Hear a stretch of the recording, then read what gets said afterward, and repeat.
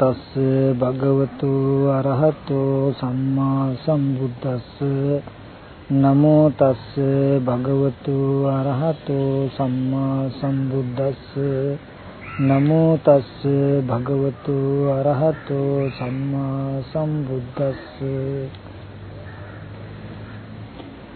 යතෝ කෝ ආවසෝ අරිය ශාවකෝ පස්සංච පජානාති පස්ස සමුදයංච පජානාති පස්ස නිරෝධංච පජානාති පස්ස නිරෝධ ගාමිනී පටිපදංච පජානාති එත්තාවතාපිකෝ ආවසෝ අරිය ශාවකෝ සම්මා දිට්ඨි හෝති උජුගතාස්ස දිට්ඨි ධම්මේ අවිච්ඡප්පසාදේන සමන්නාගතෝ ආගතෝ ඉමං සද්ධම්මන්ති.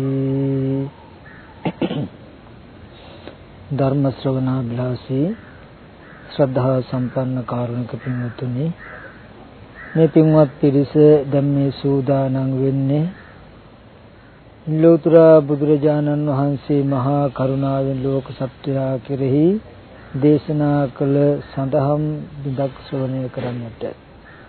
එනිසා හැම දිනම තමන්ගේ හිත කය වචනය තුන්දොර සංවර කරගෙන බොහෝම ශ්‍රද්ධාවෙන් බොහෝම වුමනාවෙන් මේ මොහොතේදී මේ ධර්මයේ ශ්‍රවණය කරන්නට ඕනේ. පින්වතුනි, අද ධර්ම දේශනාව සඳහා ඒ සම්මාදිට්ඨි සූත්‍රයේ 10 වෙනි සම්මාදිට්ඨිය ඇති කර ගැනීම පිණිස පවතින පරියාය ස්පර්ශය ගැන සඳහන් දහම් වාරයයි තියෙන්නේ. සරියුත් මහ රහතන් වහන්සේ එදා වේදනාව ගැන දේශනා කළාට පස්සේ භික්ෂුන් වහන්සේලා ඒ ක්‍රමය ගැන සතුටු වෙලා අනුමෝදන් වෙලා සරියුත් මහ රහතන් වහන්සේගෙන් මත් ප්‍රශ්නයක් අහනවා. ශ්‍රාවකයන්ගේ මනා දැනීම දැකීම ඇතිවීම පිණිස, දෘෂ්ටි ඍජු බව ඇතිවීම පිණිස, ධර්මයේ ගුණ දැන පැහැදීම පිණිස මේ සද්ධර්මයට ආවා කියලා කියන්න පුළුවන් තවත් ක්‍රමයක් පෙන්වන්නට පුළුවන්ද තියනවද කියලා. ඒ වෙලාවේදී සරියුත් මහ රහතන් වහන්සේ දේශනා කරනවා, එවැනි තව ක්‍රමයක් තියෙනවා. යම් කලක පටන් ආර්ය ශ්‍රාවකතෙමේ මේ ස්පර්ශය දන්නවනම්, ස්පර්ශ සමුදය දන්නවනම්, ස්පර්ශ නිරෝධය දන්නවනම්, ස්පර්ශය නිරෝධ කරන ප්‍රතිපදාව දන්නවනම්, එවත්නි මෙපමණකිනුත් ආර්ය ශ්‍රාවක දෙපේ සම්මා දිට්ඨියත් එක් වෙනවා. ඔහුගේ දැකීම ඍජු බවට පත් වුණා. ධර්මයේ ගුණ දැන පැහැදීමෙන් යුක්ත වූ මේ සද්ධර්මයට ආව කෙනෙක් කියලා කියන්න පුළුවන් කියලා. ඒ කියන්නේ යම් කිසි කෙනෙක් මේ ස්පර්ශය ගැන, ස්පර්ශයේ ඇතිවීම නැතිවීම ගැන දැනගත්තොත්, දැකගත්තොත් ditthi සම්පන්න පුද්ගලයෙක් බවට පත් වෙන්නට පුළුවන්. ඒ සඳහා පවතින ධර්මයේ අර්ථය මොකක්ද කියලා අපිත් නුවණින් සම්මර්ෂණය කරලා මෙනෙහි කරලා පොඩ්ඩක් බලමු. පින්වතුනි, සරියුත් මහ රහතන් වහන්සේම ප්‍රශ්න කරනවා, එවත්නි ස්පර්ශය කියලා කියන්නේ මොකක්ද? ස්පර්ශ සමුදය කියලා කියන්නේ මොකේද? ස්පර්ශ නිරෝධය මොකක්ද? ස්පර්ශය නිරෝධ කරන ප්‍රතිපදාව මොකක්ද?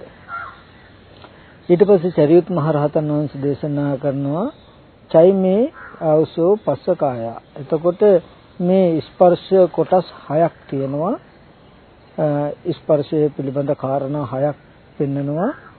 චක්කු සම්පස්සෝ, සෝත සම්පස්සෝ, ගාහන සම්පස්සෝ, ජීවා සම්පස්සෝ, කාය සම්පස්සෝ, මනෝ සම්පස්සෝ. එතකොට මේ ස්පර්ශය මොකක්ද කියලා අහනකොට පෙන්නනවා චක්කු සම්පස්ස, සෝත සම්පස්ස, ගාහන සම්පස්ස, ජීවා සම්පස්ස, කාය සම්පස්ස, මනෝ සම්පස්ස. සලආයතන පච්චය පස්ස සමුදය. සලආයතන නිසා මේ ස්පර්ශය ඇති වෙනවා. සලආයතන නිරෝධ පස්ස නිරෝධ. මේ ආයතන සලආයතන නිරුද්ධ වුණොත් මේ ස්පර්ශය නිරුද්ධ වෙනවා කියලා පෙන්වනවා. එතකොට මෙතනදී අපි මේ ස්පර්ශය ගැන හොඳට දැනගන්නට ඕනේ. ස්පර්ශ ආයතන 6ක් තියෙනවා. පස්සංච පජානාති කියනකොට අපි ස්පර්ශය කියන්නේ මොකක්ද කියලා දැනගන්නට ඕනේ. එතකොට ඒ විතරක් නෙමෙයි මේ හේතුව නිසා ස්පර්ශය වෙන්නේ. ඒ වගේම මේ ස්පර්ශය නැමැති හේතුව නිසා මේ ධර්මතාවයයි උපද්දන්නේ කියලා ඒ ස්පර්ශය ගැන දැනගන්නකොට ඒ ස්පර්ශයේ දෙපැත්තක් දැනගන්නට ඕනේ. ඒ වගේම ස්පර්ශයේ යම්තා ගතියක් තියෙනවා නම් යම්තාක් ආකාරයක් වැටහීමක් තියෙනවා නම් ඒ ටිකත් තේරුම් කරගන්නටත් ඕනේ අපි. එතකොට දැන් මෙතනදී ස්පර්ශය කියනකොට අපිට දැනගන්නට ඕනේ මේ පුසන ලක්ෂණය ගැටෙන ලක්ෂණය ස්පර්ශය කියලා කියන්නේ. මේ ස්පර්ශය කොටස් දෙකකින් ඉස්සෙල්ලා බෙදන්නට පුළුවන්. ඒ තමයි පටිඝ සම්පස්ස සහ අදිවචන සම්පස්ස කියලා. මේ ස්පර්ශයේදී චක්කු සම්පස්ස, සෝත සම්පස්ස, ගාහන සම්පස්ස, ජීවා සම්පස්ස, කාය සම්පස්ස කියන මේ පංච ස්පර්ශයන්ට කියනවා පටිඝ සම්පස්සය කියලා. ගැටීමෙන් ඇති වෙන ස්පර්ශය. ඊට පස්සේ මනෝ සම්පස්සයට කියනවා අදිවචන සම්පස්සය කියලා. අදිවචන කියන්නේ නාම සම්පස්සයක්. නාම ධර්මයන්ගේ ස්පර්ශයක්. එතකොට මෙතෙන්දී පටිඝ සම්පස්ස සහ අදිවචන සම්පස්සය කියන මේ ධර්මතා දෙක චක්කු සම්පස්ස, සෝත සම්පස්ස, ගාහන සම්පස්ස, ජීවා සම්පස්ස, කාය සම්පස්ස, මනෝ සම්පස්ස කියන මෙන්න මේ ආයතන හයෙන් දත යුතුයි. එතකොට පස්සංච පජානාති කියලා කියනකොට මේ ස්පර්ශය ගැන අපි හොඳට දකින්නට ඕනේ. කුමක් නිදාද යම් වෙලාවක යම් තැනක ස්පර්ශ වුණොත් මෙන්න මේ හේතු ටික නිසා ස්පර්ශය වෙන්නේ. මෙන්න මේ හේතු කාරණා ටිකයි ස්පර්ශය කියන තැනක එකතු වෙලා තියෙන්නේ. ඒ ටික සම්පූර්ණ වුණාම ස්පර්ශය කියන කාරණාව ලැබෙන්නේ. ස්පර්ශය වුණා කියලා කියන්නේ විඳින්න වෙනවාමයි, යම්කිසි දුකක් ගෙන දෙනවාමයි කියන කාරණාව, වේදනාවක් උපද්දනවාමයි කියන කාරණාව දැනගන්නට ඕනේ. එතකොට මෙතනදී ස්පර්ශයේ බුදුරජාණන් වහන්සේ දේශනා කරනවා චක්කුම් පටිච්ච රූපේච උපජ්ජේ චක්කු විඥානං තින්නම් සංගති පස්සෝ. එතකොට චක්කු සම්පස්සය ඇති වෙන්නේ කොහොමද කියන එක.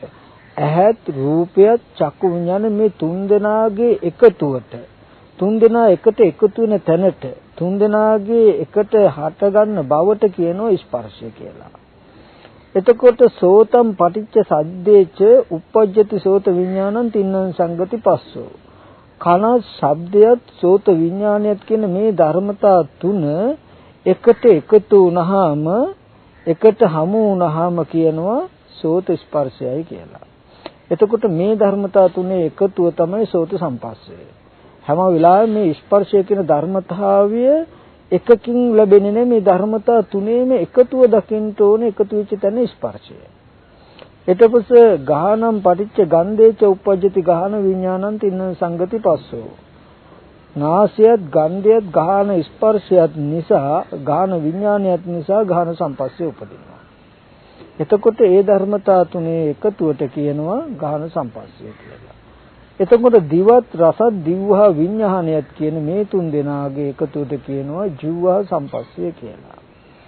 කායත් පොට්ටබ්බයත් කාය විඥානයත් කියන තුන් දෙනාගේ එකතුවට කියනවා කාය සම්පස්සය කියලා. මනස ධර්මාරම්මනත් මනෝ විඥානයත් කියන තුන් දෙනාගේ එකතුවට කියනවා මනෝ විඥාන සම්පස්සය කියලා. එතකොට මෙන්න මේ ස්පර්ශය කියන කාරණාව දකින්නට ඕනේ.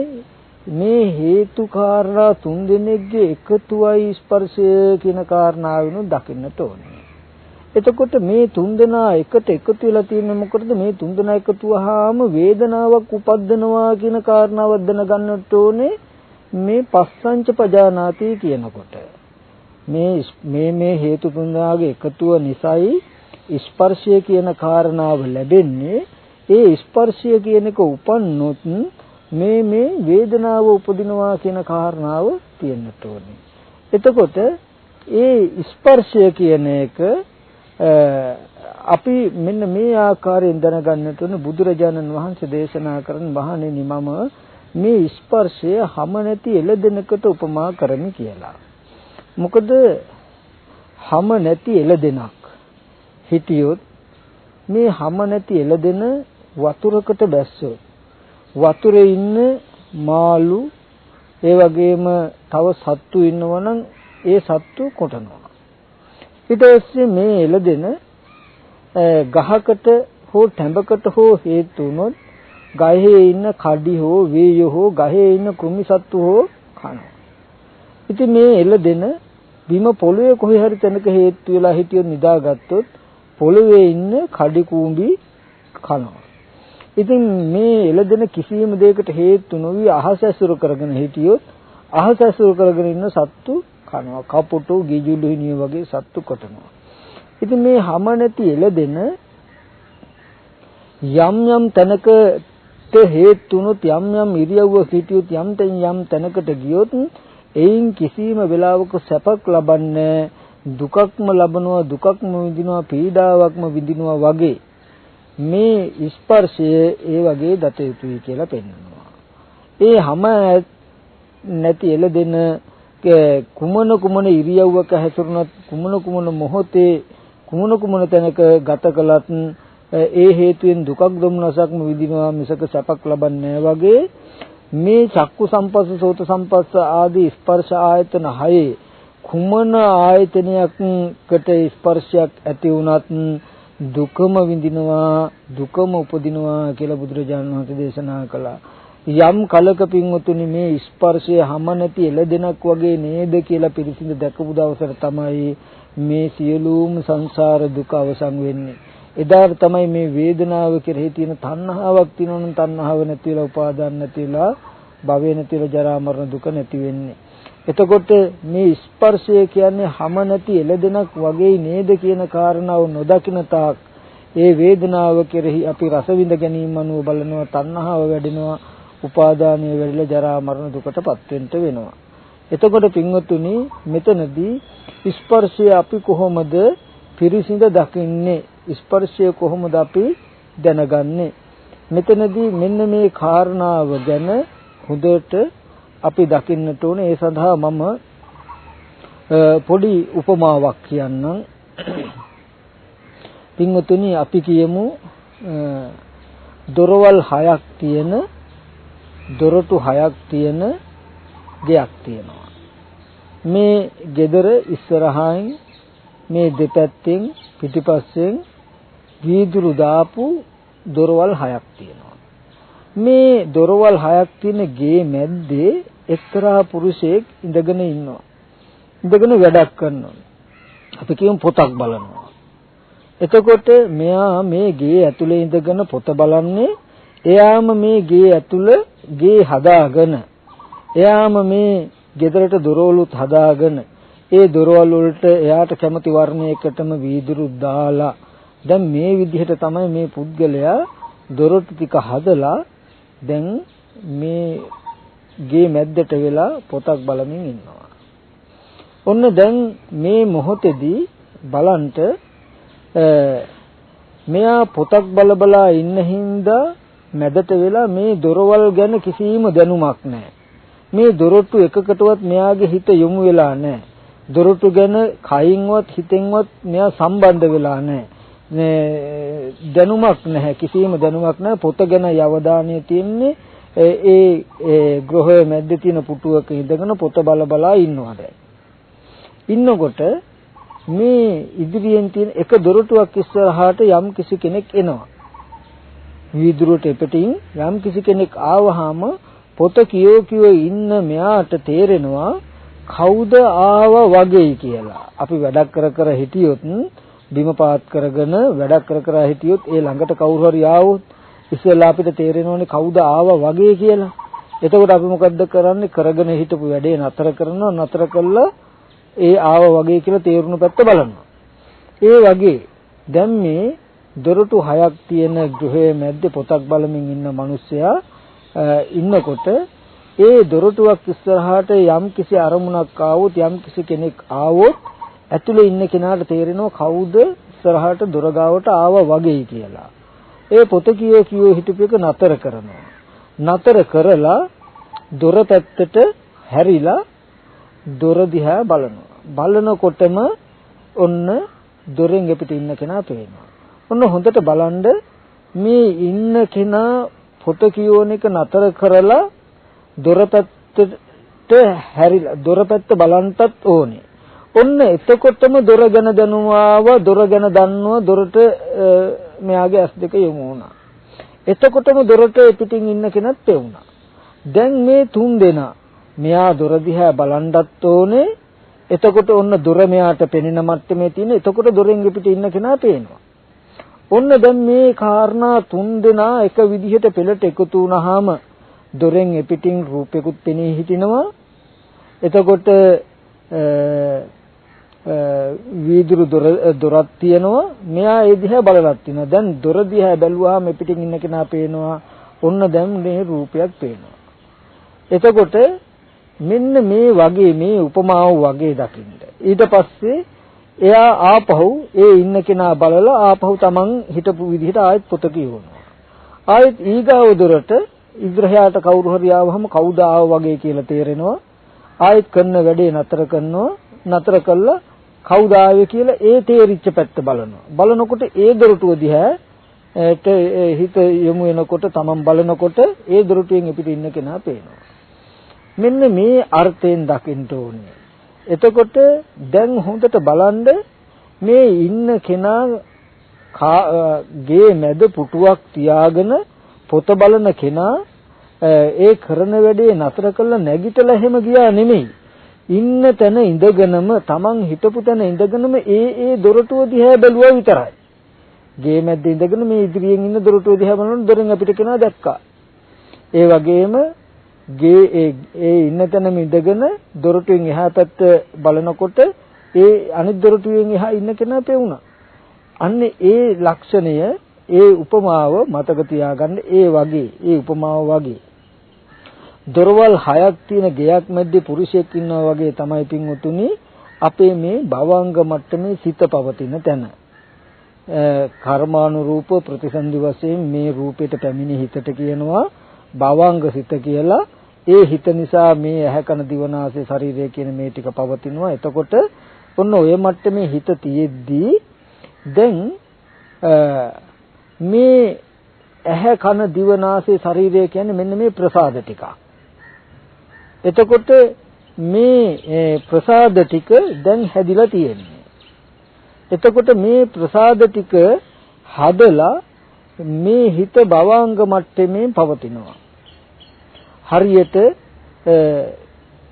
දොරටු 6ක් තියෙන ගෙයක් මැද්දේ කෙනෙක් ඉන්නවා වගේ මේ ඇහැ කන දිව නාසය ශරීරය මනස කියන මේ දොරටු 6 වටේට තියෙනවා. මැද භවංග මට්ටමේ සිට තියෙනවා. දැන් දොරටුවට පිටින් යම් කිසි කෙනෙක් ආවහම කෙලින්ම අර ඇතුලේ ඉන්න කෙනාට කවුද ආව වගේ කියලා දැනෙනවා වගේ.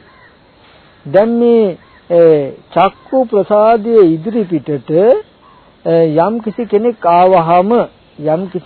ආවහම අර භවංග මට්ටමේ සිතට දැනෙනවා කවුද ආව වගේ.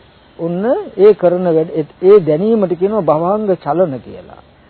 කරන වැඩේ නවත්තනවා. අර පොත බල හිටපු එක නතර කරනවා. ඒකට කියනවා භවංග උපච්ඡේද කියලා. ద్వාරා වජ්ජන ඒ දොරටුව පැත්තට හැරෙනවා. හැරිලා බලනවා.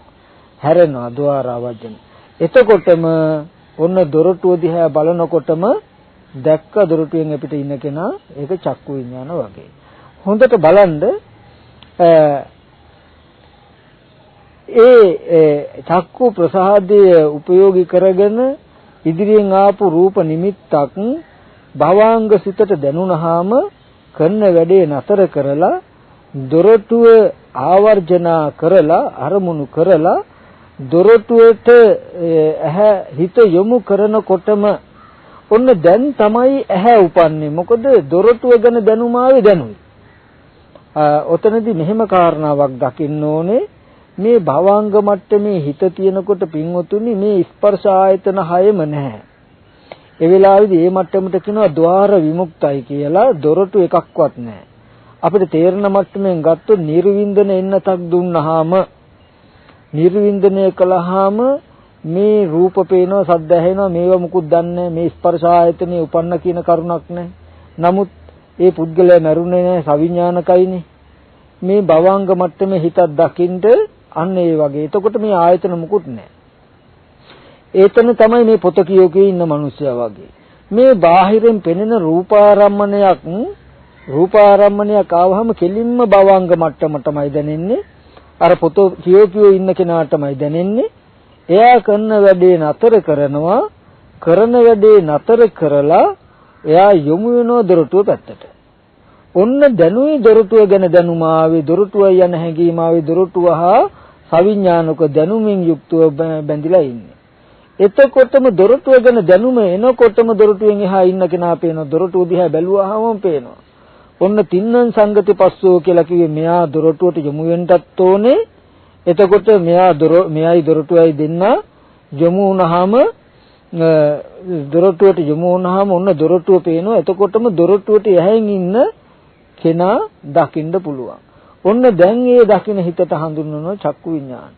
දැන් මෙතනදී තින්නං සංගති පස්සෝ කියන තුන් දෙනාගේ එකතුව කියනකොට මේ ඇහි උපදින සිත, ඇහැ ඇතුලේ චක්කු ප්‍රසාදය අසුරු කරගෙන සිත උපදින එහෙම නොදත යුතුයි.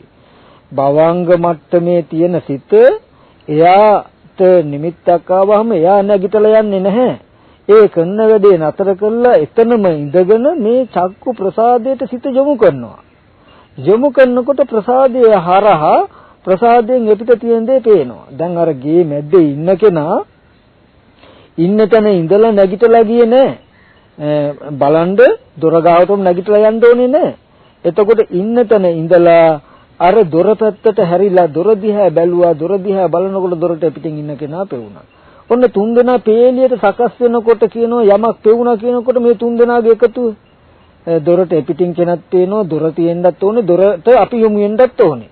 දොරට අපි යොමු වුණාම දොරට පිටින් ඉන්න කෙනා පේනවා. මේ තුන් දෙනා එකතු වුණාම ඔන්න දැන් රූපයක් කෙනෙක් ඉන්නවා කියලා පෙවුණා.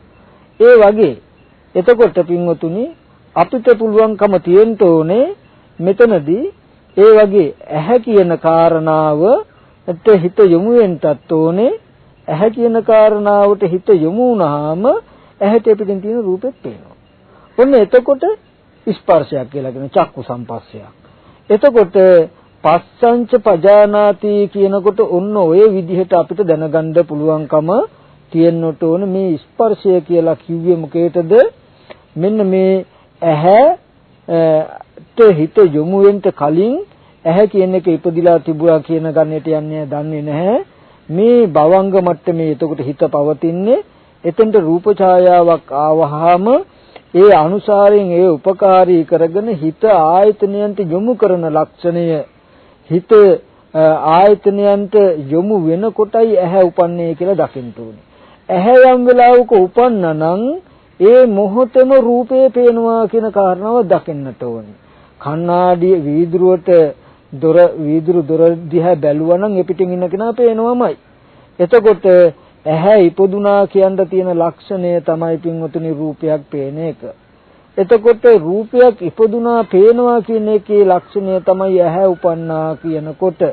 එතකොට ඇහැ උපකාරයි රූපය උපදින්ට, රූපය උපකාරයි ඇහැ උපදින්ට, මේ දෙන්න උපකාරයි හිත උපදින්ට. එතකොට මෙන්න මේ තුන් දෙනාගේ එකතුව තින්නං සංගති පස්සෝ කියලා කියන්නේ මේ අවස්ථා ටික මේ විදිහට එකට සම්පූර්ණ වුණාමයි රූපයක් පෙනෙන්නේ, රූපයක් ගැටුණා කියන්නේ. ඔන්න දැන් කියනවා චක්කු සම්පස්සය කියලා. එතකොට ඔන්න එයාට චක්කු සම්පස්ස ආයතනය උපන්නා. ඔන්න උපන්නොත් ඒ උපන්න චක්කු සම්පස්සයෙන් සැප හෝ දුක් හෝ උපේක්ෂා සහගත වේදනාවක් ඇති කරනවාමයි. සැප වේදනාව නොපැවැත්ම දුකයි, දුක් වේදනාව දුකයි, උපේක්ෂා වේදනාව විපරිණාම වෙන නිසා දුකයි. එහෙනම් අන්තිමට ස්පර්ශය උපන්නා කියලා කියන්නේ දුකක් උපද්දවලා ඒකයි හැම නැති එළදෙනක් වගේ කියලා දකින්න කියලා කිව්වේ. එහෙනම් Tamanට හොඳට තේරෙන්නට උන ස්පර්ශ ආයතනයක් උපන්නා කියලා කියන්නේ හැම නැති එළදෙනක් වගේ කියන කාරණාව දකින්නට ඕනේ. එතකොට ඔය වගේම ඊගාව දොරටුවට දැන් අර පුද්ගලයා ඒ ඉස්සරහා දොරටුව දිහා බලලා ඒ රූපේ දැක්කට පස්සේ ආපහු තමන් පොත කියවන්න ගත්තා වගේ ගේ මැද්දට වෙලා ඉඳගෙන දැන් ආයෙත් පොත කියවනවා වගේ තමන් ඔන්න භවංග මට්ටමේ හිත පවතිනවා. එතකොට දැන් අනිත් දොරටුවකින් කෙනෙක් එනවා. එනකොට ඒ දොරටුවට කවුද ආවා වගේ කියලා තේරෙනවා. ඔන්න පොත කියවන එක ටිකක් නතර කරනවා. නතර කළා ඒ දොරටුවේ දිහා බලනවා. ඔන්න ඒ දොරටුවට එපතින් ඉන්න කෙනා පේනවා. එතකොට මෙතනදී හොඳට බලන්න ඕනේ දොරටුව හරහා බලනකොට මේ දොරටුවේ තියෙන වර්ණයක් තියෙනවා නම් වීදුරු වල නිල් පාට හෝ රතු පාට ඒ වර්ණය හරහායි අපිට ඉදිරියෙන් තියෙන රූපේ පේන්නේ. ඒ වගේ මේ ප්‍රසාදයට යොමු වෙනකොට ප්‍රසාදයේ තියෙනවා නම් රූප ගෝචර වෙන්න පුළුවන් ලක්ෂණයක් මට්ටම. දැන් ඇහැට ගෝචර වෙන මට්ටමට කියනවා රූප කියලා. මේ ප්‍රසාදයට සෝත ප්‍රසාදයට ගෝචර වෙන මට්ටමට කියනවා සද්ද කියලා. ගාහන ප්‍රසාදයට ගෝචර වෙන මට්ටමට කියනවා ගන්ධ කියලා. එතකොට දැන් ඔන්න අනිත් ප්‍රසාදයට යොමු වුණා හිත යොමු කළා. ඔන්න එතකොට මොකද කරන්නේ? සද්දේ කියන එකක් ඇහුණා. දැන් අර පුද්ගලයාගේ ඇතුලේ ඉඳගෙන පොත බලා ඉන්නකොට අනිත් ద్వාරයේ ඉස්සරහට කෙනෙක් ආවා වගේ තේරුණා. කරන වැඩේ නතර කෙරුවා. ద్వාර ආවජන ඒ දොරටුව ආවා කියලා දැනුණු පැත්ත බැලුවා. බලනකොටම ඒ බැලුවා කියන්නේ කනට තමයි යොමු වුනේ. සෝත ප්‍රසාදයට තමයි හිත යොමු කළේ. ඔන්න ඒ ප්‍රසාදයට පිටින් තියෙන රූපය හම්බුණා සද්දේ. ඒ කියන්නේ ඒ දොරටුවට යහින් ඉන්න කෙනා පෙවුණා වගේ. එතකොට මේ වගේ හැම වෙලාවෙම මේ දොරටු හය දිහා ඔළුව උස්සලා බලනවා. එයින් පිට ඉන්න කට්ටිය දැනගන්නවා ආයෙත් මේ පොත කියවනවා. ආයෙත් මේ පොත කියෝ ඉඳලා ආයෙත් කවුරු හරි ආවහම ආපු කෙනා බලනවා. බලලා ආයෙත් පොත කියවනවා. ඔන්න ওই සිද්ධිය වගේ සිද්ධියක් තමයි පින්වතුනි අපේ ජීවිතේ තියෙන්නේ. මේ එතකොට දොරටු හය ගැන දැනුමත් දොරටු හය නිසා ඇතිවෙන රූප බලලා ඇතිවෙන වේදනාව කියන එකත් පොත බලන වෙලාවේදී නැහැ. අර ඒ දොරටුවට සිහිය යොමු කළාමයි දොරටුව ගැන දැනුම ආවේ දොරටුව උපන්න කියන්නේ. එතකොටයි දොරටුවට පිටින් තියෙන රූප දැක්කේ. එතකොටයි ඒ පිළිබඳ විඳින්න පුළුවන් උනේ. ඒ වගේ මේ භවංග මට්ටමේ සිත තියෙද්දි ප්‍රසාද ටික හදලා තියෙන වගේ දොරටු වගේ ඒ වගේ වෙලාවෙකදී මේ ස්පර්ශ ආයතන 6 ඉපදිලා නැහැ පින්වතුනි. ඔකට කියනවා ద్వාර විමුක්තයි කියලා. මේ දොරටු එකක්වත් ඉපදිලා නැහැ. මෙහෙම තියෙනකොට ඒ ద్వාරයේ ඉදිරියට යම් රූපයක් ආවහම භවංග මට්ටමේ සිතට දැනෙනකොට ඒ සිතෙන් කරන වැඩේ නතර කළා ඒ ద్వාරයේ පැත්තට යොමු වෙනවා. ඔන්න යොමු වෙනකොට ඔන්න ඒ ద్వාරයේ උපන්න කියන්නේ යොමු වීමත් එක්කමයි. ඒිට මෙහා අර නිර්වින්දන එන්නත දුන්නාම දන්නේ නැහැ වගේ ආයතනයයි යන ගණිත යන්නේ නැහැ වගේ සිහි නැති වෙලා වගේ තමයි භවංග මට්ටමේ. දැන් තමයි ආයතනය ගැන දන්නේ. එතකොටම ඒ ආයතනයේ චක්කායතනයට හිත යොමු කරනකොට මේන් ඉදිරියෙන් තියෙන රූපේ පේනවා. රූපේ දකින්නවා. ඒ රූපයත් දකින්න බවට කියන චක්කු විඥාන. මෙන්න මේ වගේ පෙරපසු නැතුව තුන් දෙනාම ඒ මොහොතෙම ඉපදිච්ච බවක් දකින්නට ඕනේ. ඔන්න ওই විදිහට දැක්කහම තමයි පින්වතුනි මේ ස්පර්ශය කියන එක අපිට හොඳට පේන්නේ. ස්පර්ශය කියනකොට ඒ අවස්ථාවට හදාගත්ත කාරණා තුනකින් අපි මේ ස්පර්ශය දකින්නට ඕනේ. මෙන්න මේ කාරණා තුනකින් ස්පර්ශය දකිනකොට චක්කු සම්පස්ස, සෝත සම්පස්ස, ගාහන සම්පස්ස, ජීව සම්පස්ස. එතකොට අපිට පේනවා යම් වේදනාවක් විඳින්නේ අපි මේ ප්‍රත්‍ය ටික එකතු කරලායි කියන කාරණාව තේරෙනවා. ඔන්න ඔතෙන්දී පස්සම් පටිච්ච කියනකොට ස්පර්ශය කියලා යමක් වෙනවනම් වෙන්නේ මෙන්න මෙහෙමයි නේද? චක්කු සම්පස්සේ කියලා උනේ මෙන්න මේකයි නේද කියන එක තේරෙන්නට ඕනේ.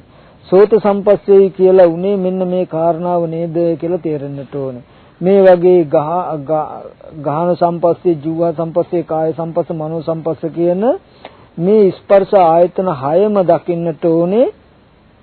ඒ තමන්ගේ හිත ආයතන වලට යොමු වීම සමගම ආයතන ඉපදිලා ස්පර්ශ වුණා. ස්පර්ශය කියන්නේ මෙන්න මේ වගේ අවස්ථාවට ඇති වෙන එකක් කියලා දකින්න ඕනේ. එතකොට පස්සංච පජානාති කියනවා. එතකොට මේ ස්පර්ශය කියන එක ආය සලායතන පච්චය පස්සෝ. ඔන්න හොඳට දකින්න සලායතනේ නිසායි ස්පර්ශය වෙන්නේ. ඒ කියන්නේ මේ හිත ආයතනයට යොමු වෙච්ච නිසායි ස්පර්ශය කියලා එකක් උනේ. අපි අර දොරටුව නිසා ස්පර්ශයේ පුද්ගලයෙක් ගැටෙනවා වගේ අපි අර පොත කියෝ ඉන්න කෙනා දොරටුව පැත්තට යොමු වෙච්ච නිසානේ දොරටුව නිසා මේ පුද්ගලයෙක් දකින්න පුළුවන් වගේ කාරණාවෙන් දකින්න. ඇහැ නිසා මේ ස්පර්ශයක් ඇති වෙනවා. කන නිසා, නාසය නිසා, දිව නිසා. මොකද මේ හිත ద్వාරයේ වෙත යොමු කරන්නේ ద్వාරයේ වෙත යොමු කළ නිසායි දොරටුවට යහන් ඉන්න කෙනෙක් හිතට ස්පර්ශ වෙන්නේ. එතකොට ඔන්න මෙයා පස්සංච පජානාති කියනකොට මේ සලායතනයේ නිසා ස්පර්ශ වෙන්නේ කියලා කාරණාවක් දන්නවා. එතකොට පස්ස නිරෝධංච පජානාති කියනකොට මෙයා දන්නවා බැරි වෙලා හිත මේ දොරටුව පැත්තට යොමු නොවුනොත් කවුද ආව වගේ කියලා තේරෙනකොට කවුරු ආවත් කමන්නේ කියලා ගණන් ගන්න නැතුව Taman පොතම බල හිටියෝ Tamanට ඒ දොරටුව ගැන දැනුමක් හෝ ඒ දොරටුවේ මේ ස්පර්ශ වීමක් එහෙම වෙනවද?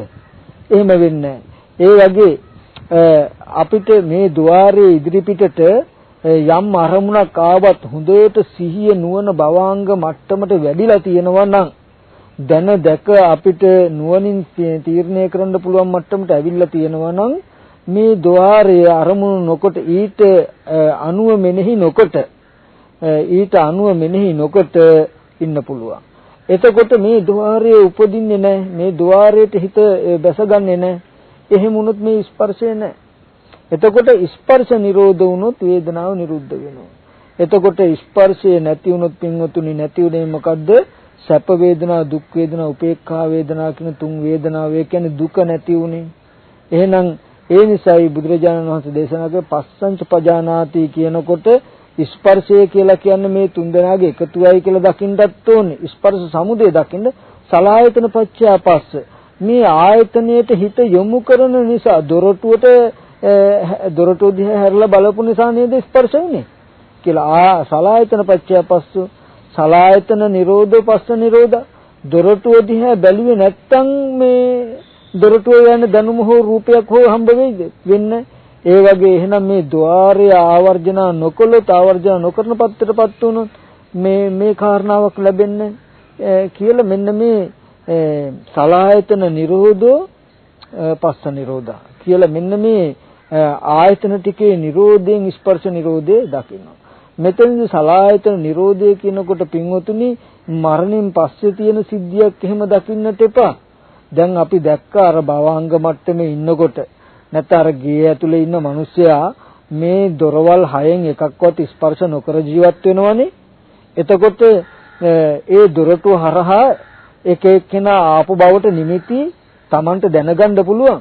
නමුත් කවුරු ආවත් ආවේ මෙහෙම කෙනෙක් නේ කියලා ඇතුළෙම ඉඳගෙන තීරණය කරන්න පුළුවන් නුවණක් තිබුණොත් මේ ద్వාරයේ හරහා බලන්නේ නැතුව එතකොට මෙයාට ඒ දොරටු වලින් එන ස්පර්ශන Tamanගේ ඉන්න තැන ඉඳලම විඳින ස්පර්ශයක් විතරයි ඉන්න තැන ඉඳගෙනම පවතින ධර්මතාවයක් විතරයි.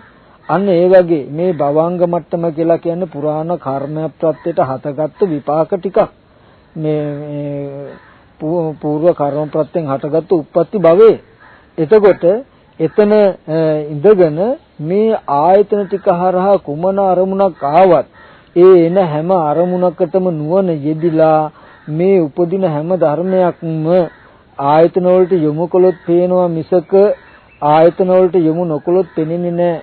ආයතන වලට යොමු වුණොත් පේනවා කියන්නේ ස්පර්ශ වෙනවා. ස්පර්ශ වුණොත් දුක නේද එන්නේ. එහෙනම් දුක උපද්දවාගෙන දුක් විඳින්නේ මොකටද කියනවා වගේ තනක නුවණකින් ආයතන වලට නැඹුරු වෙන්නේ නැතුව හිටියොත් පින්වතුනි මේ ස්පර්ශය කියන එක හටගන්න නැතුව ඉන්න පුළුවන්. මෙතෙන්දී ටිකක් ගැඹුරු ධර්මතාවයක් තියෙනවා. තව විශේෂ කරුණු කාරණා කියන්න බොහෝ. නමුත් මේක ඊට හේතු කාරණා අදාළ ඊට කාලේ නෙමෙයි. මෙතනදී මට මතක් කරන්න ඕනකම තියෙන මේ සලායතන නිරෝධය කියනකොට ස්පර්ශ නිරෝධය කියනකොට මේ සිහි ඇතුව නුවණ ඇතුව මේ ආයතන නූපදවා ඉන්න පුළුවන් මානසික මට්ටමක් අපිට ඇති කරගන්න පුළුවන් දර්ශනයක බුදුරජාණන් වහන්සේ දේශනා කළේ කියන එක ගැනයි මතක් කරන්න වෙන්නේ. එහෙම නැත්නම් මරණයෙන් පස්සේ මේ ආයතන ටික හැදෙන්නේ නැහැ. එතකොට ස්පර්ශ වෙන්නේ නැහැ කියන සිද්ධියක් එහෙම නෙමෙයි. මොකද මේ ශාසනයේ මරණයෙන් පස්සේ පෙන්වන විමුක්තියක් එහෙම තියනවා නෙමෙයි. මේ ජීවිතේම ලබා ගන්නට ඕනේ, සාක්ෂාත් කර ගන්නට ඕනේ විමුක්තියකුයි මේ ශාසනය පෙන්වන්නේ. ඒ නිසා හොඳට දකින්නට ඕනේ පින්වතුන් සලායතනංච මේ සලායතන පච්චයා පස්සෝ කියන තැනදී මේ ආයතනයන්ට යොමු වීම නිසාමයි ස්පර්ශය කියන එක ඇති වෙන්නේ.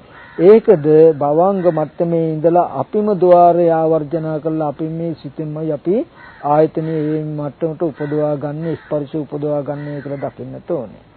එතකොට සලායතන නිරෝධෝ පස්ස නිරෝධෝ කියනකොට ඒ ආයතනයට අපේ සිහිය යොමු නොවුනොත් අපි ඒ ආයතනට යොමු නොවුනොත් ස්පර්ශ ආයතනෙ උපන්නේ නැහැ කියලා දකින්නට ඕනේ.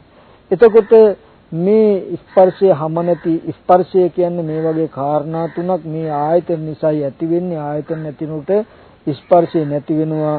ස්පර්ශය කියලා කියන්නේ හැම නැති එළදෙනක් කියලා මෙන්න මේ ටික ඔක්කොමත් උන පස්සංච පජානාති කියනකොට ඒකම ඒ විතරක් නෙමෙයි පස්සංච පජානාති කියනකොට පින්වතුනි දකින්නට ඕනේ මේ ස්පර්ශය තිබුණාම අනිවාර්යෙන් වේදනාව ඇති වෙනවාමයි. වේදනාව ඇති වුණු සැප වේදනාවේ පැවැත්මට තණ්හාවයි, දුක් වේදනාවේ නොපැවැත්මට තණ්හාවයි. තණ්හාව තිබුණොත් උපාදානය වෙනවාමයි. උපාදානය වුණොත් භවය ඇති වෙනවාමයි. භවය ඇති වුණොත් ජරා මරණ ශෝක පරිදේ දුක් දුම්නස් ඇති වෙනවාමයි. එහෙනම් ස්පර්ශ ආයතන හැම නැති එළදෙනක් වගේ වර්තමාන ස්පර්ශයම දුකක් කියලා දකින්නට ඕනේ. මේ දුක උපයෝගී කරගෙන මතු සංසාරේ ජරා මරණ දුක් උපදවන ධර්මයක් මේ ස්පර්ශය කියන්නේ කියන නුවණත් ඕනේ. මෙන්න මේ ධර්මතා දෙකින්ම දකින්නට ඕනේ. පස්සංච පජානාති කියනකොට ditta ධම්ම සහ සම්පරායක වශයෙන් දුක් උපදවන ධර්මයක් නේද ස්පර්ශය කියන්නේ කියන කාරණාව තේරුම් කරගන්නට ඕනේ. මෙන්න මේ විදිහට තේරුම් කරගත්තාම පින්වතුනි අපිට තේරෙනවා මේ ස්පර්ශ ආයතන හයේ පැවැත්ම තමයි තුන් ලෝකෙම පැවැත්ම කියලා. කාම භූමිය කියලා යමක් තියෙනවා නම් මේ ස්පර්ශ ආයතන හය තුලයි තියෙන්නේ. රූප භූමිය කියලා යමක් තියෙනවා නම් මේ ස්පර්ශ ආයතන හය තුල. ඒ කියන්නේ මේ ස්පර්ශ ආයතන හයෙන් ස්පර්ශ ආයතන තුනක් එතන තියෙනවා. අරූප භූමිය කියලා කියනවනම් මේ ස්පර්ශ ආයතන හයෙන් එකක්මයි මනෝ සංපස්ස ආයතනෙ තියෙනවා. මේ ස්පර්ශ ආයතන හය කියලා කියන්නේ පින්වතුනි තුන් භූමිය කියලා කියන්නේ එක නමක්. එහෙනම් තුන් භූමිය කියලා කිව්වේ ස්පර්ශ ආයතන හයට නම් ස්පර්ශ ආයතන හය කියලා කියන්නේ හැම නැති එළදෙනක් නම් තුන් භූමිය කියලා කියන්නේ හැම නැති එළදෙනක් වගේ කියන නුවණට එන්නට ඕනේ. මේ තුන් භූමියේ කුමන තැනක හිටියත් කුමන ආත්ම භාවයක් ලබාගෙන හිටියත් අපි නොදන්නවා වුණාට අපි නොදකින්නවා වුණාට ඒ හැම තැනකින්ම දුකක්ම අපි විඳලා තියෙනවා. දුකක්ම අපි විඳිනවා මිසක කවදාවත්ම ඒ තුලින් සැපක් විඳිනවා නෙමෙයි, සැපක් ලැබෙනවා නෙමෙයි කියන කාරණාවත් තේරුම් කර ගන්නට ඕනේ. එතකොට මෙතනදී ඒ පස්සංච පජානාති කියනකොට ඔන්න ඔය විස්තර ටික අපි ගාව තියෙන්නට ඕනේ, අපිට ලැබෙන්නට ඕනේ. දැන් ඊට පස්සේ බලන්න ඕනේ අපි පස්සංච පජානාති කියනකොට පොඩ්ඩක් මතක් කළා පෙන්නවා සලායතන පච්චයා පස්සෝ. එතකොට සලායතනයගේ ඇතිවීමෙන් ස්පර්ශය ඇති වෙනවා. ඒ කාරණාව අර ඉස්සෙල්ලා කියපු උපමාවෙන් දකින්න ඒ ආයතනයට යොමු වෙච්ච නිසා ස්පර්ශය කියලා කියන්නේ. ඇහැට යොමු වුණොත් චක්කු සම්පස්සේ, කනට හිත යොමු කළොත් සෝත සම්පස්සේ, නාසයට හිත යොමු කළොත් ගාහන සම්පස්සේ, දිවට හිත යොමු කළොත් ජීවා සම්පස්සේ, කයට හිත යොමු කළොත් කාය සම්පස්සේ, මනසට හිත යොමු කළොත් මනෝ සම්පස්සේ. එතකොට ඒ ආයතනයේට ద్వාරා වජ්ජන කියලා කියන්නේ ద్వාරයේ ඒ ద్వාරය ආරමුණු කළොත්මයි ස්පර්ශය කියනක ඇති වෙන්නේ. එතකොට ඒ නිසා දකින්න ඕනේ මේ ස්පර්ශයට හේතුව ආයතනයි කියලා. එතකොට ඇහැ ආවර්ජනා නොකළොත් චක්කු සම්පස්සේ නෑ. කන ආවර්ජනා නොකළොත් සෝත ద్వාරය ආවර්ජනා නොකළොත් සෝත සම්පස්සේ නෑ. ගාන ద్వාරය ආවර්ජනා නොකළොත් ගාන සම්පස්සේ නෑ. ජීව ద్వාරය ආවර්ජනා නොකළොත් ජීව සම්පස්සේ නෑ. කාය ద్వාරය ආවර්ජනා නොකළොත් කාය සම්පස්සේ නෑ. මනෝ ద్వාර ආවර්ජනා නොකළොත් මනෝ සම්පස්සේ නෑ. එහෙනම් ඒ ద్వාරයට මනස නැමුණුනේ නැත්තම් ඒවා අරමුණු නොකොලොත් අපිට ඒ ස්පර්ශය නැති වෙනවා. එතකොට මේ අයමේ වාරිය අට්ටංගිකෝ මග්ගෝ පස්ස පස්ස නිරෝධගාමිනී පටිපදා. මේ ස්පර්ශය නැති කරන්න තියෙන ප්‍රතිපදාව තමයි මොකද්ද? මේ ආර්ය අෂ්ටාංග මාර්ගය. එතකොට පින්වතුනි මෙතනදී අපිට මේ සම්මා දිට්ඨිය හැටියට දකින්න ඕනේ මොකද්ද? මේ ස්පර්ශය කියන කාරණාව මේ හේතු ටික නිසා අවස්ථාවට හැදෙනවා. හැදුනහම මේ වේදනාවක් ඇති වෙනවා. ඒ හේතු ටික වෙන් වෙනකොට ස්පර්ශය නැති වෙනවා. ස්පර්ශය නැති වෙනකොට මේ වේදනාව නැති වෙනවා කියලා දැක්කොත් මේ වේදනාවට තියෙන තණ්හාව නැතිකොලොත් තණ්හා නැතිවීමෙන් උපාදාන නැතිලා භවය නැතිලා ජාති නැති වෙනවා කියලා කිව්වේ ආපහු මේ වගේ ස්පර්ශ ආයතනයන් හැදෙන්න තියෙන හේතු ටික නැති වෙනවා. එහෙනම් කොහොමද ඒක අපි බලන්නට ඕනේ? කොහොමද ඒක අපි දකින්නට ඕනේ? එතෙන්දි මේ කාරණාව මෙන්න මේ විදිහට දකින්නට උපමාවක්. අපි කියමු පින්වෙතුනි දැන් හේතුඵල ධහම දකිනකොට ඇහත් රූපය චක්කු විඥානයත් මේ තුන්දෙනාගේ එකතුවට කියන ස්පර්ශය කියලා. ඊට පස්සේ ස්පර්ශය නැමැති හේතු ටික නිසා ඇතිවෙන ඵලය තමයි වේදනාව. දැන් මේ වේදනාවේ අනිත්‍යතාවය පෙන්වන්නටයි මේ ස්පර්ශය ගැන විශේෂයෙන් පෙන්වන්නට හේතු උනේ. අන්න ඒ ස්වභාවයම දකින්න ඕනේ සම්මා දිට්ඨිය කියනකොට මෙතනදී. ඒ සම්මා දිට්ඨිය කියනකොට හේතුඵල ධහම පෙනෙන්න ඕනේ මේ ස්පර්ශ ආයතනය හරහා. ස්පර්ශ ආයතනයේ නැමැති හේතුව නිසා මේ වේදනාව නැමැති ඵලයක් උපදිනවා. ස්පර්ශය නැමැති හේතුව නැති වෙනකොට මේ වේදනාව නැමැති ඵලය නැති වෙනවා කියලා දකින්නට ඕනේ.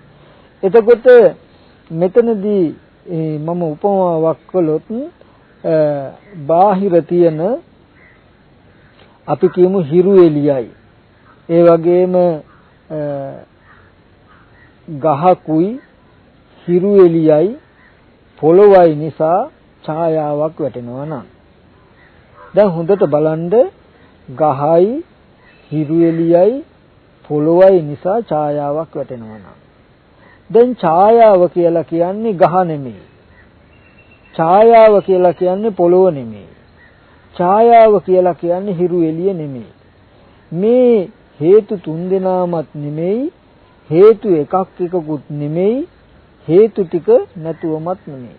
ගහ හෝ නැතුව ඡායාවක් නැහැ. පොළොව හෝ නැතුව ඡායාවක් නැහැ. හිරු එළිය හෝ නැතුව ඡායාවක් නැහැ.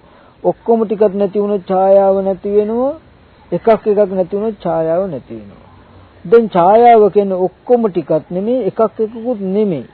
මේ හේතුව නිසාම හටගත්ත ඵලයක්. ඒ හේතු තුනෙන් එකක් හරි නැති වෙනකොට ඡායාව නැමැති ඵලය නැති වෙනවා. ඒ වගේ ඇහැ කියන එක හේතුවක්, රූපේ එක හේතුවක්, එතකොට චක්කු විඥාන එක හේතුවක්. මේ හේතු තුන්දෙනාගේ එකට එකතු වීමේ ඵලය තමයි මේ වේදනාව කියලා කියන්නේ. මේ හේතු තුන්දෙනා එකට එකතු වෙච්ච තැනට කියන ස්පර්ශය කියලා. ඒ ස්පර්ශය නැමැති හේතුයේ ඵලය තමයි මොකද්ද? වේදනාව. එතකොට මේ වේදනාව කියන එක පින්වතුනි පස්සංච පජානාති කියනකොට අපි විඳින සැප වේදනාවක් හෝ දුක් වේදනාවක් හෝ උපේක්ෂා වේදනාවක් තියෙනවා නම් මේ වේදනාව ඇහැට අයිති කියලා දකින්න එපා. මේ වේදනාව පෙනෙන රූපෙට අයිති කියලා දකින්න එපා. මේ වේදනාව හිතට අයිති කියලා දකින්න එපා. මේ වේදනාව සිතවත් රූපවන්නේ මේක චෛතසිකයක්. එතකොට මේ හේතු ටික නිසා උපන්න මේ හේතු ටික නැති වෙනකොට නැති වෙනවා කියන නුවණ එන්නට ඕනේ. අර උපමාව වගේ හිරු එළිය හෝ පොළොව හෝ කහ හෝ කියන හේතු තුන එකක් නැති වෙනකොට ඡායාව නැති වෙනවා. ඒ හිරු එළියත් පොළොවත් ගහත් වගේ තමයි ඇහත් රූපය චක්කු විඥානයත්. ඒ නිසා හටගත්ත ඡායාව වගේ දකින්න මේ වේදනාව. එතකොට වේදනාව කියන්නේ අර හේතු තුනෙන් එකක්වත් නෙමෙයි, හේතු තුනමත් නෙමෙයි, හේතු තුන නැතුවත් නෙමෙයි. මේ හේතු තුනෙන් එකක් හරි නැති වෙනකොට මේ වේදනාව නැමැති ඡායාවක් නැති වෙනවා. මෙන්න මේ විදිහට නුවණින් මෙනෙහි කරලා බලන්නට ඕනේ හේතුඵල ධහම. මෙන්න මේ විදිහට ස්පර්ශය ආරම්භය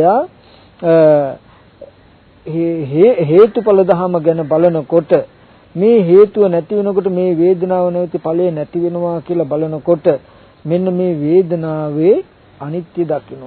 සැප වේදනාවේ ඇලෙන්නේ නැහැ, දුක් වේදනාවේ ගැටෙන්නේ නැහැ, උපේක්ෂා වේදනාවේ රැවටෙන්නේ නැහැ. සැප වේදනාවේ ඇලුනොත් රාගය ඇති වෙනවා, දුක් වේදනාවේ ඇලුනොත් පටිඝය ඇති වෙනවා, උපේක්ෂා වේදනාවේ රැවටුනොත් අවිද්‍යාව මෝහය ඇති වෙනවා. සැප දුක් උපේක්ෂා කියන තුන් වේදනාවෙන් රාග දේශ මෝහය ඇති වෙන්නේ. මේ හේතුඵල ධම දකිනකොට සැප වේදනාවෙත් අනිත්‍ය දකින්නවා, දුක් වේදනාවෙත් අනිත්‍ය දකින්නවා, උපේක්ෂා වේදනාවෙත් අනිත්‍ය දකින්නකොට එයා සැප වේදනාවේ අනිත්‍ය දකින නිසා රාගානුසය අතහැරෙනවා, දුක් වේදනාවේ අනිත්‍ය දකින නිසා පටිඝානුසය අතහැරෙනවා, උපේක්ෂා වේදනාවේ අනිත්‍ය දකින නිසා අවිද්‍යානුසය අතහැරෙනවා, මෝහය. රාග දේශ මෝහ දුරු වෙනවා. ඒතකොට රාග දේශ මොහ දුරු වුණා කියන කර්මක්ෂයයි, කර්මක්ෂයෙන් දුක්ඛක්ෂය වෙනවා. ඒ කියන්නේ මේ විදිහට අනිත්‍ය දකින්නකොට ඒ වේදනාවේ තණ්හාව නැති වෙලා, උපාදානය නැති වෙලා, භවය නැති වෙලා, ජරා මරණ ශෝක පරිදේ දුක්ඛ දෝමන සුපායාසා නිරුද්ධಂತಿ කියන මෙන්න මේ නිරෝධය සාක්ෂාත් කරගන්න පුළුවන් කියන තැනකට තමන්ගේ මනස යොමු වෙනවා. මෙන්න මේ විදිහට අපිට මේ ස්පර්ශය කියන කාරණාව පින්වතුනි තේරෙන්නට ඕනේ. වේදනාවේ කලකිරීම යම් දවසක ඇති වෙනවා නම් ඇති කරගන්න මේ ස්පර්ශයේ අනිත්‍යතාවය පෙනෙන්නට ඕනේ. ස්පර්ශයේ අනිත්‍යතාවය නිසාම වේදනාව අනිත්‍යයි කියන නුවණ වැටහෙන්නට ඕනේ. එතකොට ස්පර්ශයේ අනිත්‍යතාවය පෙනෙන්නට, නිට්ඨිතාවය පෙනෙන්නට අපිට ආයතන ගැන දැනගන්නට ඕනේ. ඒකයි සලආයතන පත්‍ය පස්සෝ කියලා. මේ ආයතනට යොමු වුණාමයි ස්පර්ශය වෙන්නේ. එහෙනම් ආයතනයේ තියෙන යොමු වීම අතහැරනකොට ස්පර්ශය බිඳෙනවා. එහෙනම් ස්පර්ශය අවස්ථාවට නම් හටගන්නේ ඒ වෙලාවටමයි වේදනාව හටගත්තේ. ස්පර්ශය මේ මොහොතෙන් බිඳිනකොට වේදනාවක් බිඳිලා කියලා මෙන්න මේ වේදනාවේ අනිත්‍ය දකිනවා. මෙන්න මේ තුන් ආකාර වේදනාවේ රස විඳ ගැනීම අනුව බලන කෙනාට කියනවා තණ්හාව වැඩෙනවා කියලා. තණ්හාව ඇති කල්ලි උපාදානය වෙනවා. තුන් ආකාර වේදනාවේ රස විඳ ගැනීම අනුව බලන්නේ නැතිනම් එතකොට කියනවා උපාදානේ නැහැ, තණ්හාව නැහැ, තණ්හාව නැත්තම් උපාදානේ නැහැ කියලා පෙන්වනවා. මෙන්න මේ ස්පර්ශය ගැන පෙන්වන දහම් පරයය තව නුවණින් අපිට බලන්න කරුණු කාරණා තියෙනවා, තියෙන්න පුළුවන්. ඒව තව අධ්‍යයනය කරන්නට ඕන. මෙන්න මේ වගේ දහම් පරයයක් තියෙනවා කියන කාරණාව සිහි කරගන්නට ඕනේ. මේ ස්පර්ශ නිරෝධය මරණයෙන් පස්සේ නෙමෙයි මේ ජීවිතේම සාක්ෂාත් කටයුත්තක් අත්විඳිය යුත්තක් කියන අනුමාන දැක්මත් මේ පින්වුතුන් ඇති කරගන්නට ඕනේ. ඒ සඳහා මේ දේශනාව හේතුපනිශ්‍රය වේවා කියන අදහස් ඇති කරගන්නට ඕනේ. එතකොට එදා සරියුත් මහ රහතන් වහන්සේ මෙන්න මේ විදිහට මේ පරයය දේශනා කළා. යතෝකෝ අරිය ශාවකෝ එවං පස්සංච පජානාති, එවං පස්ස සමුදයංච පජානාති, එවං පස්ස නිරෝධංච පජානාති, එවං පස්ස නිරෝධගාමිනී පටිපදංච පජානාති. මේ එවත් යම් කලක පටන් සුතවත් ආර්ය ශ්‍රාවක තෙමේ මෙසේ ස්පර්ශය දන්නවනම්, ස්පර්ශ සමුදය දන්නවනම්, ස්පර්ශ නිරෝධය දන්නවනම්, ස්පර්ශ නිරෝධගාමිනී පටිපදාව දන්නවනම් සෝ සබ්බසෝ රාගානුසයං පහය පටිඝානුසයං පටිවිනෝදෙත්වා. හෙතෙමේ ඒ කෙනා සියලුම ආකාර රාගානුසය නැති කරලා පටිඝානුසයං පටිවිනෝදෙත්වා ගැටෙන පටිඝ ස්වභාවය සම්පූර්ණ දුරු කරලා අස්මිති දිට්ඨි මානානුසයන් සමුහනිත්වා මම වෙමි යන දැකීම හා මානෙ සහමුලින්ම නැසලා අවිජ්ජං පහයි විජ්ජං උප්පාදෙත්වා අවිද්‍යාව දුරු කරලා විද්‍යාව උපදවාගම දිත්තේව ධම්මේ දුක්ඛසන්ත කරෝ හොති මෙලොවම සියලුම දුක අවසන් කරනවා කියලා සරියුත් මහ රහතන් වහන්සේ එදා දේශනා කළා. එතකොට එදා ඒ සරියුත් මහ රහතන් වහන්සේ දේශනා කළාම ඒ දේශනාව ගැන එදා ඒ භික්ෂුන් වහන්සේලා සතුටු වුණා. සතුටු වෙලා සතුටින් අනුමෝදන් වුණා. මේ පින්වතුන්ද මේ සරියුත් මහ රහතන් වහන්සේ අපි කෙරෙහි අනුකම්පාවෙන් සසර දුක්ගිනි නිවීම පිණිස දේශනා කළ බුදුරජාණන් වහන්සේගේ දහම් පරයය පිහිටලා සරියුත් මහ රහතන් වහන්සේ දේශනා කළ මේ භවය පිළිබඳ පවතින පරයය ඉගෙන මේ දුක්සහගත සසරෙන් එතර වෙන්න හැම දිනම උත්සාහවත් වෙත්වා කියලා අදහසක් ඇති කරගන්නට ඕන. එතකොට පින්වතුනි විශේෂයෙන්ම අද දවසේද මේ ධර්ම දේශනාව සඳහා විශේෂ දායකත්වයක් සපයනවා. මේ සද්ධර්මය මේ පින්වතුන්ට ශ්‍රවණය කරන්නට අවස්ථාව සලසලා දීලා තියෙනවා. මේ ධර්ම දේශනාව සඳහා විශේෂ දායකත්වයක් සපයමින් ඒ තමයි ගාල්ලේ කරාපිටියේ පදිංචි දොස්තර ගීතාංජලි ගුණරත්න මැතිණියත් ඒ වගේම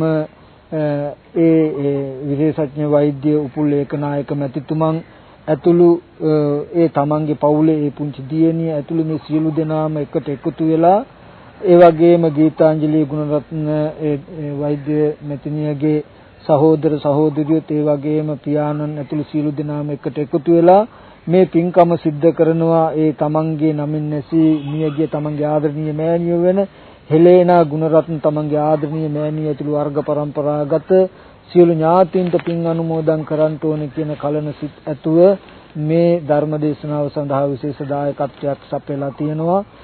මෙතෙන්දී කල්පනා කරගන්නට ඕනේ ඒ ධර්ම දේශනාව සඳහා දායකත්වයේ සැපියූ ඒ ගීතාංජලි වෛද්‍ය ගීතාංජලි ගුණරත්න මැතිණිය ඒ වගේම උපුල්ලේක නායක මැතිතුමන් ප්‍රධාන ඒ සියලුම ඥාතීන්ගේ විශේෂ දායකත්වයෙන් මේ දේශනාව දේශනා කර වූ පිණින් ඒ හෙලේනා ගුණරත්න මෑණියන් ඇතුළු වර්ග પરම්පරාගත ඥාති මේ පින් අනුමෝදන් වෙත්වා. ඒ අය දුකින් සිටිනන් දුකින් අත මිදී සපවත් භාවයට පත් වීමෙන් උතුම් නිවන සැනසෙත්වා කියලා සාදුනාදයක් පවත්වන්න. ඒ වගේම විශේෂයෙන්ම මේ ස්වාමීන් වහන්සේලාට නොයෙක් විදිහේ සිව්පසෙන් උපස්ථාන කරමින් විශේෂ සේවයක් කරනවා මේ කොළඹ කොහුවල ග්‍රීන් පාත් මාවතේ පදිංචි අපේ මහේෂ යහම්පත් මැතිතුමා එතුමාගේ මෑණියොත් පුංචි අම්මත් විශේෂ මහන්සියක් දරනවා. ඒ තමන්ගේ ඒ සහෝදරයත් ඒ වගේම අනිත් සහෝදරිත් එකතු වෙලා මේ ස්වාමීන් වහන්සේලා මේ කොළඹට පැමිණියා මේ ධර්ම දේශනා කිරීම සඳහා ස්වාමීන් වහන්සේ තම නිවසේ තබාගෙන සිව්පසෙන් උපස්ථාන කරමින් බොහොම ශ්‍රද්ධාවෙන් කටයුතු කරනවා. මේ තුලින් ජනිත වෙච්ච කුසල ධර්මයන් ඒ පවුලේ නමින් නැසී කාල යාත්‍රා කළා වූ සිරිසේන යහම්පත් මැතිතුමන් ප්‍රමුඛ ඒ වගේම මේ ස්වර්ණා ගුණතිලක මැතිණියගේ මව්පියන්ට ඒ වගේම සිරිසේන යහම්පත් මැතිතුමන්ගේ වර්ග પરම්පරාගත ඥාතීන්ට මිය පරලෝකයේ මේ පින් අනුමෝදන් කරමු. ඒ සියලු දෙනාම සුඛී සුවපත් වූ උතුම් නිවන සැනසෙත්වා කියලා. ඒ වගේම සුජීවත්ව වාසය කරන ඒ එඩ්නා ගුණතිලක පුංචි අම්මට ඒ වගේම ස්වර්ණා ගුණතිලක ඒ මෑණියන්ට ඒ වගේම මහේෂ යහම්පත් මැතිතුමන් ඒ වගේම සුදත් ජයසිංහ මහත්මයා ඒ වගේම මනිෂා යහම්පත් මැතිණිය ඇතුළු ඒ පවුලේම සියලු දෙනාටත් ඒ වගේම ජාලිය පුතුණන් ඇතුළු සියලු දෙනාටත් නිදුක් නිරෝගී සුවපත් භාවය ඇති කරගන්නට ඒ වගේ මේ පින් අනුමෝදන් කළ ගීතාංජලි ගුණරත්න මැතිණිය උපුල්ලේක නායක මැතිතුමන් ඇතුළු ඒ පවුලේ සියලු දෙනාටත් නිදුක් නිරෝගී සුවපත් භාවය ඇති කරගන්නටත් මේම දේශනාමය කුසල ධර්ම මේ සියලු දෙනාට උතුම් වූ නිර්වාණ සම්පත්තිය අවබෝධ කරගන්නට මෙම කුසල ධර්මයේ උතුම් නිවන් පිණිස පාරමිතාවක් වේවා කියලා සාදු. ආකාසට්ඨා ච බුම්මට්ඨා දේවා නාග මහිද්దికා පුඤ්ඤන්තං අනුමෝදිත්වා චිරන් රැක්කන්තු බුද්ධ ශාසනං. ආකාසට්ඨා ච බුම්මට්ඨා දේවා නාග මහිද්దికා පුඤ්ඤන්තං අනුමෝදිත්වා චිරන් රැක්කන්තු බුද්ධ ශාවකං. ආකාසට්ඨා ච බුම්මට්ඨා දේවා නාග මහිද්దికා පුඤ්ඤන්තං අනුමෝදිත්වා භෝදයන්තු සිවං පදං.